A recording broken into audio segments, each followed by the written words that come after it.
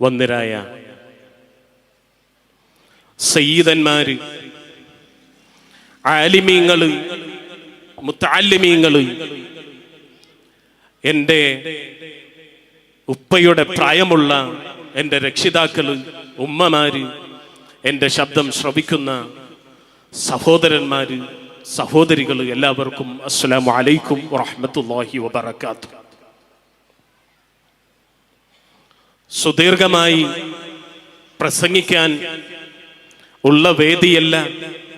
പ്രഗത്ഭരായ ഒരുപാട് ആളുകൾ, വന്ദ്യരായ എൻ്റെ പിതാവ് ഉൾപ്പെടെ നിരവധി അനവധി സയ്യിദന്മാര്, ആലിമീങ്ങളൊക്കെ പ്രസംഗിക്കേണ്ട വേദിയാണ്.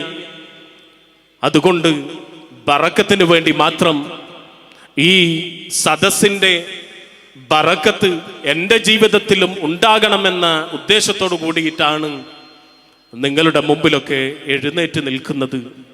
അല്ലാഹു നമ്മുടെ ചെയ്യുന്ന പ്രവർത്തനങ്ങളൊക്കെ അവൻ സ്വീകരിക്കുന്ന അമലാക്കി അല്ലാഹു മാറ്റട്ടെ. പുറത്തു നിൽക്കുന്നവരൊക്കെ സദസ്സിലേക്കൊക്കെ കയറിയിരിക്കുക. അദ്ദുആഉ മുസ്തജാബുൻ ഇൻദ ഇജ്തിമാഇൽ മുസ്ലിമീൻ എന്നൊക്കെ കിതാബിൽ കാണാം. മുസ്ലിമീങ്ങൾ ഒരുമിച്ച് കൂടുന്നവിടത്ത് ദുആഇന്റെ ഇജാബത്തുണ്ടാകും. ഒരുമിച്ച് ആളുകളൊക്കെ ഉണ്ടാകുമ്പോൾ അതിൽ ഒരാൾ ആമീൻ പറഞ്ഞാൽ മതി, ബാക്കിയുള്ളവരുടെ പ്രയാസങ്ങളൊക്കെ അതിലങ്ങോട്ട് തീർന്നു കിട്ടും. അല്ലാഹു തൗഫീഖ് നൽകട്ടെ.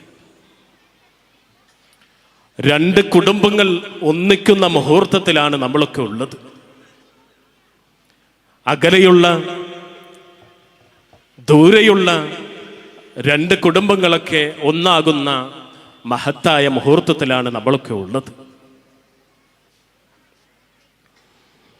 അല്ലാഹുവിൻ്റെ ഹബീബ് പഠിപ്പിച്ചു, നിക്കാഹ് എൻ്റെ സുന്നത്ത, എൻ്റെ ചര്യയാണ്. അത് ആരൊക്കെ പിൻപറ്റുന്നുവോ അവൻ എൻ്റെ ചര്യയിൽ പെട്ടവനാണ്. ആരൊക്കെ അത് തള്ളിക്കളയുന്നുവോ അവൻ എന്നെ തള്ളിയവനാ. നോക്കൂ നിങ്ങൾ, അല്ലാഹു ഏത് പടപ്പിനെയാണെങ്കിലും സൃഷ്ടിച്ചത് രണ്ട് ജോഡികളായിട്ടാണ്. അത് മനുഷ്യനാണെങ്കിലും മൃഗമാണെങ്കിലും ജിന്നാണെങ്കിലും മത്സ്യമാണെങ്കിലും പക്ഷികളാണെങ്കിലും പുൽക്കൊടികളാണെങ്കിലും ഒന്നിന് തുണയുണ്ടെങ്കിലേ അതിന് പാരമ്പര്യമുള്ളൂ. ഒന്നിന് ഇണയുണ്ടെങ്കിലേ ആ ജീവിതത്തിൽ സന്തോഷമുള്ളൂ, റാഹത്തുള്ളൂ. പൊരുത്തമുള്ള ജീവിതമാവണമെങ്കിൽ പൊരുത്തമുള്ള കരങ്ങൾ വേണം അത് ഏൽപ്പിച്ചു തരാൻ. ജീവിതം റാഹത്താവണമെങ്കിൽ, ജീവിതം സന്തോഷത്തിലാവണമെങ്കിൽ പൊരുത്തത്തോടുകൂടി പരസ്പരം കൈമാറുമ്പോഴേ ആ ജീവിതത്തിൽ ബറക്കത്തുണ്ടാകൂ. അല്ലെങ്കിൽ അത് മരണം വരെ കണ്ണീരും തല്ലുകൂട്ടവും ഒക്കെ ആയിട്ട് ഇങ്ങനെ മാറും. അല്ലാഹു നമ്മുടെ മക്കളെയൊക്കെ കാക്കട്ടെ. പരസ്പരം കലഹമില്ലാത്ത ജീവിതങ്ങളാക്കി ഇവിടുന്ന് ഇറങ്ങിപ്പോകുന്ന മക്കൾക്കൊക്കെ അല്ലാഹു നൽകട്ടെ. ഇപ്പൊ കുറച്ച് പെണ്ണുങ്ങൾ ഇറങ്ങിയിട്ടുണ്ട്. കുറച്ച് കാശിങ്ങനെ കയ്യിലാകുമ്പോഴേക്ക് എനിക്ക് കല്യാണമൊന്നും വേണ്ട, യൂട്യൂബിൽ കുറച്ച് കാശൊക്കെ വന്നാൽ എനിക്ക് എല്ലാം തികഞ്ഞവളാണ്, എനിക്കൊരു ജോലിയൊക്കെ ആയാൽ എനിക്ക് ഭർത്താവിനെ വേണ്ട, ഞാൻ കുറച്ചുകൂടി പഠിച്ച് സ്വന്തം ജോലിയൊക്കെ ആയിട്ട് കല്യാണം കഴിക്കാമെന്നൊക്കെ വിവാഹത്തെ മാറ്റി നിർത്തുന്ന ഒരുപാട് ചെറുപ്പക്കാരും നമ്മുടെ മുമ്പിലൊക്കെ ഉണ്ട്. മോളെ, ഭർത്താവില്ലാത്ത എത്രയോ ഉമ്മമാര് ഈ കൂട്ടത്തിലുണ്ടെന്ന് ചോദിച്ചു നോക്കൂ. ഭർത്താവുള്ളതാണോ ഇല്ലാത്തതാണോ ജീവിതത്തിൽ സന്തോഷമെന്ന് എത്രയോ ഉമ്മമാര് ഈ കൂട്ടത്തിലുണ്ട്. ഭർത്താക്കന്മാര് മരിച്ചവർ ഈ കൂട്ടത്തിലുണ്ട്. ഭർത്താക്കന്മാര് പിണങ്ങി നിൽക്കുന്നവർ ഈ കൂട്ടത്തിലുണ്ട്. ഭർത്താക്കന്മാര് ഒഴിഞ്ഞുപോയി വേറെ കല്യാണം കഴിച്ച് ജീവിക്കുന്നവർ ഈ കൂട്ടത്തിലുണ്ടാകുമെന്ന് ചോദിച്ചു നോക്കൂ. ഭർത്താവുള്ളതാണോ ഇല്ലാത്തതാണോ ജീവിതത്തിന് റാഹത്തെന്ന്? അതല്ലേ അഷ്റഫുൽ ഖൽഖ് മുഹമ്മദുർ റസൂലുള്ളാഹി സ്വല്ലല്ലാഹു അലൈഹി വസല്ലമ നമ്മളെ പഠിപ്പിച്ചത് മിസ്കീനുൻ മിസ്കീനും മിസ്കീൻ. അല്ലാഹുവിന്റെ ഹബീബ് അവിടുന്ന് 3 പ്രാവശ്യം എടുത്തെടുത്ത് പറഞ്ഞു, മിസ്കീനുൻ മിസ്കീനും മിസ്കീൻ. റജുലുൻ ലൈസ ലഹു ഇംറഅത്തുൻ വഇൻ കാന അനിയം മിനൽ മാൽ.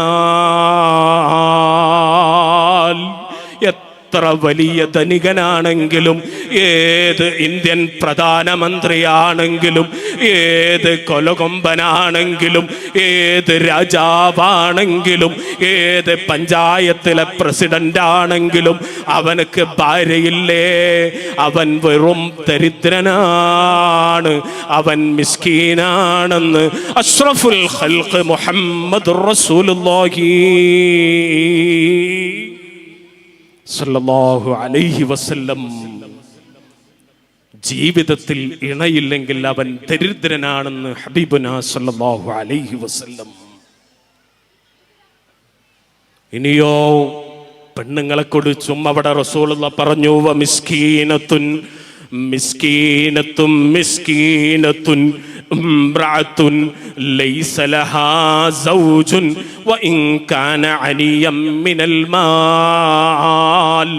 തറവാടിയായ പെണ്ണാണെങ്കിലും, എത്ര വലിയ കാശുള്ളവളാണെങ്കിലും, പഞ്ചായത്ത് മെമ്പറാണെങ്കിലും, ബാങ്കിൽ ജോലി ചെയ്യുന്ന പെണ്ണാണെങ്കിലും, ഭർത്താവില്ലാത്തവളാണോ അവൾ മിസ്കീനത്താണ്, ദരിദ്രയാണ്, ഒന്നിനും പോരാത്തവളാണ്.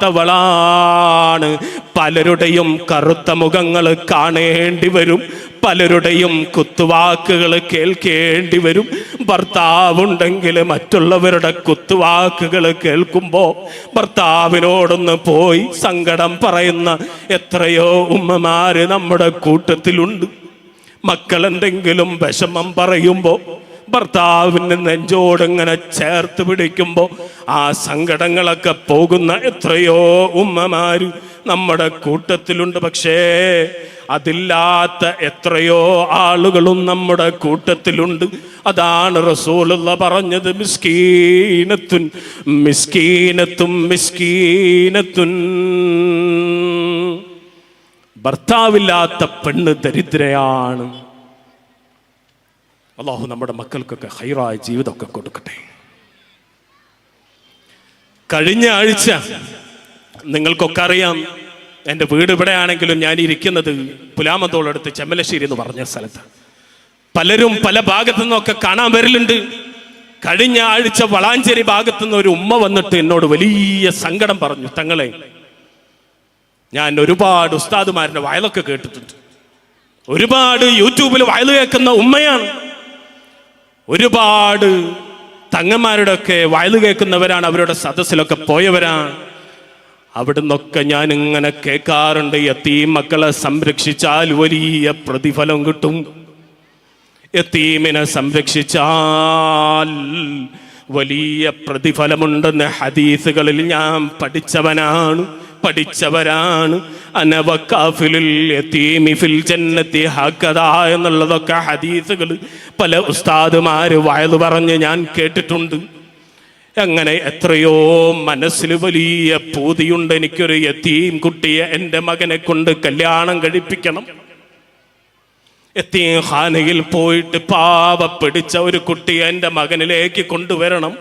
എനിക്കാകെ ഒരു മകനാണുള്ളത്, 2 പെൺമക്കളും. വലിയ മകനായിട്ടും ഇടയ്ക്കിടയ്ക്ക് ഞാൻ വാരിക്കൊടുക്കണം. എൻ്റെ മടിയിലൊക്കെ ഇങ്ങനെ തലവെച്ച് കിടക്കുന്ന മകനാണ്.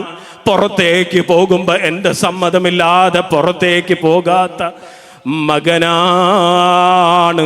പക്ഷേ ഞാൻ പാവം പിടിച്ച ഒരു വീട്ടിൽ നിന്ന്, യതീംഖാനയിൽ നിന്ന് ഇന്ന് ഇവിടുന്ന് പോകുന്ന സ്ത്രീകളൊക്കെ മനസ്സിലാക്കാൻ വേണ്ടിയിട്ടാണ് ഞാൻ പറയുന്നത്. അങ്ങനെ പാവപ്പിടിച്ച ഒരു യതീംഖാനയിൽ നിന്ന് യതീം കുട്ടിയെ എൻ്റെ മകനക്ക് ഞാൻ വിവാഹം ചെയ്തു കൊടുത്തു. റസൂലുള്ളാഹി പറഞ്ഞ ഹദീസിനെ മുൻനിർത്തി എനിക്കും റസൂലുള്ളാഹിന്റെ കൂടെ സ്വർഗത്തിൽ കടക്കാൻ സാധുക്കളെ സംരക്ഷിക്കണം, യതീമിനെ ചേർത്ത് പിടിക്കണമെന്ന ഹദീസിനെ മുൻനിർത്തി ഞാൻ എൻ്റെ മകനക്ക് യതീമിനെ കല്യാണം കഴിച്ചു കൊടുത്തു. എത്രയോ വർഷമായി എൻ്റെ മകൻ എൻ്റെ മുഖത്ത് നോക്കി ഉമ്മ എന്നൊന്ന് വിളിച്ചിട്ട് വാരിക്കൊടുത്തിരുന്ന മകനാണിപ്പോ എൻ്റെ മുഖം കാണുന്നത്. അവനക്ക് ദേഷ്യമാണ്.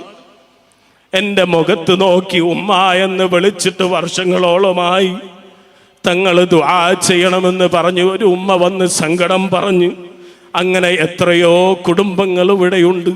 മക്കളെ കൊണ്ട് പ്രയാസപ്പെടുന്നവരുണ്ട്. റബ്ബേ, ഞങ്ങളുടെ മക്കളെയൊക്കെ നീ സ്വാലിഹീങ്ങളിൽ ഉൾപ്പെടുത്തണം റഹ്മാനേ. മോളെ, അബ്ദുല്ലാഹിബ്നു ഉമർ റളിയല്ലാഹു അൻഹു പറഞ്ഞ ചരിത്രം നീ ഇടയ്ക്കൊക്കെ പഠിക്കണം. അബ്ദുല്ലാഹിബ്നു ഉമർ റളിയല്ലാഹു അൻഹു പറഞ്ഞ ചരിത്രമൊക്കെ ഇടയ്ക്കിടയ്ക്ക് കിതാബെടുത്ത് നോക്കണം. കൂടെയുള്ള ഇൽമുള്ളവരാണെങ്കിൽ ചോദിച്ച് പഠിച്ച് മനസ്സിലാക്കണം. ഇബ്കാഉൽ വാലിദൈനി മിനൽ ഉഖൂഖ്. നീ കാരണമെങ്ങാനും നിന്റെ രക്ഷിതാവിൻ്റെ കണ്ണിൽ നിന്നൊരു തുണ്ട് വെള്ളം ചാടിയാൽ, നീ കാരണം നിന്റെ ഉമ്മമാരുടെ കണ്ണിൽ നിന്നൊരു തുണ്ട് വെള്ളമെങ്ങാനും ചാടിയാൽ നീ നരകത്തിൻ്റെ അവകാശിയാണെന്ന് കിതാബുകളിൽ ഇമാമിങ്ങൾ പഠിപ്പിക്കുന്നു. നല്ല ശ്രദ്ധിച്ചോളണം.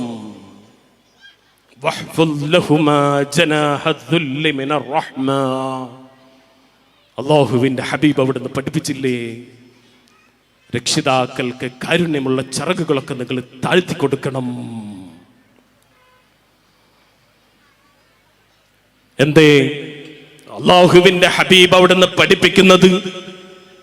നരകശിക്ഷയിൽ ഇങ്ങനെ ഒരു കൂട്ടം ചെറുപ്പക്കാരിങ്ങനെ നരകശിക്ഷയിൽ അനുഭവിക്കുമ്പോ അല്ലാഹുവിന്റെ ഹബീബ് ആ മക്കളെ രക്ഷിക്കാൻ വേണ്ടി അവരുടെ രക്ഷിതാക്കളുടെ അടുത്തേക്ക് ഇങ്ങനെ പോകുമ്പോ രക്ഷിതാക്കൾ പറയും, യാ റസൂലല്ലാഹ്, നബിയേ അവരവിടെ തന്നെ കിടക്കട്ടെ. ആ മക്കള് റസൂലുള്ള സംരക്ഷിക്കുമ്പോ അവിടുത്തെ രക്ഷിതാക്കൾ വിളിച്ചു പറയും, നബിയേ അവരവിടെ തന്നെ കിടക്കട്ടെ നബിയേ. എന്നെ ഒരുപാട് വേദനിപ്പിച്ചവരാണ്, എന്നെ ചവിട്ടിയവനാണ്, എന്നെ കുറ്റം പറഞ്ഞവരാണ്, എന്നെ വീട്ടിൽ നിന്ന് പുറത്താക്കിയവരാണ്. നബിയേ എൻ്റെ മക്കൾ അവിടെ തന്നെ നരകത്തിൽ കിടക്കട്ടെ എന്ന് ചില രക്ഷിതാക്കൾ പറയുമെന്ന് ഹബീബുനാ സ്വല്ലല്ലാഹു അലൈഹി വസല്ലം. അങ്ങനത്തെ മക്കളെ ഒന്നും അല്ലാഹു നമ്മൾക്ക് തരാതെ സ്വാലിഹീങ്ങളാക്കി തരട്ടെ. അങ്ങനത്തെ ജീവിതം നമ്മൾക്കുണ്ടാവണമെങ്കിൽ എന്ത് വേണം? നല്ല ഇണകളെ നമുക്ക് കിട്ടണം, നല്ല ഭാര്യമാര് നമ്മൾക്കുണ്ടാകണം. എങ്ങനെയാണ് നല്ല ഭാര്യയെ തെരഞ്ഞെടുക്കുക? അതാണ് ഇവിടെ ഖുത്ബ, നിക്കാഹിന്റെ ഖുത്ബ ഓതുമ്പോൾ അങ്ങനെ പറയും, തുൻകഹുൽ മർഅതു ലിഅർബഇൻ ലിമാലിഹാ വലിജമാലിഹാ വലിഹസബിഹാ വലിദീനിഹാ ഫൽഫർ ബിദാത്തിദ്ദീൻ. മോനെ, ഭംഗിയുള്ള പെണ്ണിന്റെ പിന്നാലെ പോണ്ട, സ്വത്തും മുതലുമുള്ള പെണ്ണിന്റെ പിന്നാലെ പോണ്ട.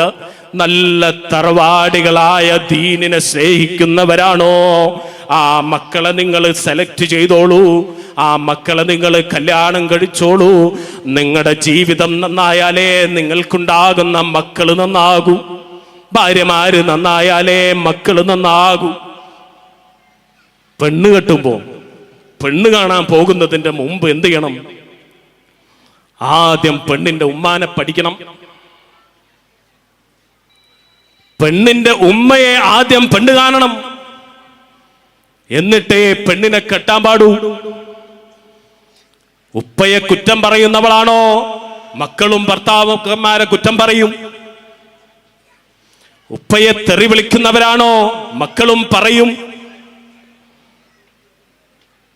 ഗൾഫിൽ നിന്ന് ഭർത്താക്കന്മാര് വരുമ്പോ പറയാതെ വന്നതിന്റെ പേരിൽ വീട്ടിൽ നിന്ന് പുറത്തിറക്കിയവരാണോ മക്കളും അവരുടെ ഭർത്താക്കന്മാരെ മെയിൻഡാക്കാതെ ഇരിക്കും.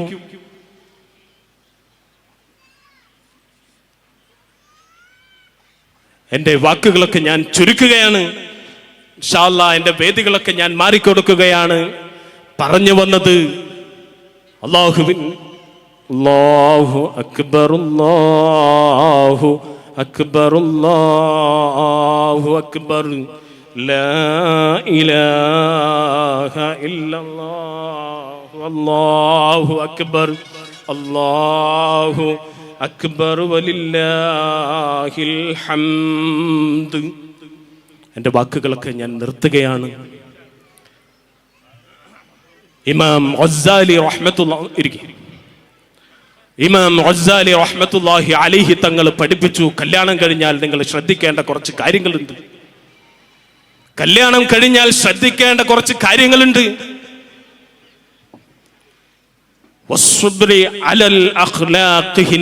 അവളുടെ മോശപ്പെട്ട സ്വഭാവങ്ങളൊക്കെ ഒരു പക്ഷേ നിങ്ങളുടെ ജീവിതത്തിൽ ഉണ്ടാകും. അതൊക്കെ ക്ഷമിക്കണം.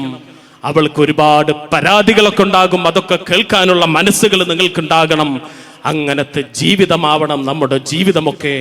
അല്ലാഹു നമ്മുടെ ജീവിതമൊക്കെ റാഹത്തിലാക്കി തരട്ടെ. മരണം വരെ സന്തോഷത്തിലുള്ള റാഹത്തുള്ള ജീവിതമൊക്കെ അല്ലാഹു നമുക്കൊക്കെ തരട്ടെ.